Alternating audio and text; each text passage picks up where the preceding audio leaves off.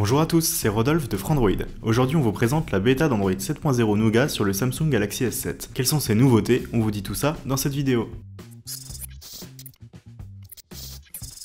À première vue, pas de réel changement au niveau du launcher, mais lorsque l'on ouvre le tiroir des applications, on remarque l'apparition d'une barre de recherche. Elle permet de trouver rapidement une application perdue au milieu de toutes les autres.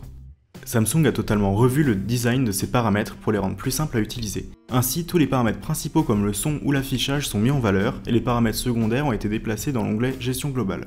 Cela rend l'univers Android un peu moins hostile pour les néophytes, c'est une très bonne initiative de Samsung. Le nouveau panneau des notifications saute également aux yeux. On retrouve les notifications de Nougat regroupées par application. Dans les Quick Settings, une barre de recherche est aussi présente, mais celle-là est bien plus poussée. On retrouve ses applications, ses appareils connectés en Bluetooth, etc. L'application d'appareil photo a elle aussi changé de tête. En glissant vers la gauche, on retrouve les paramètres photo, tandis qu'en glissant à droite, on retrouve de nombreux filtres. Les SMS ont également été remaniés, les conversations ont désormais des icônes plus sobres, et une barre de recherche a encore une fois été intégrée pour trouver des messages ou des contacts rapidement. Dernière modification d'application, le téléphone. Là encore, on retrouve deux onglets, les appels récents et les contacts, se trouvant sous la désormais habituelle barre de recherche. Lorsque l'on passe un appel, on remarque la nouvelle interface, plus claire et se rapprochant un peu plus de ce que propose iOS. Android Nougat oblige, on a le droit au très pratique Quick Switch.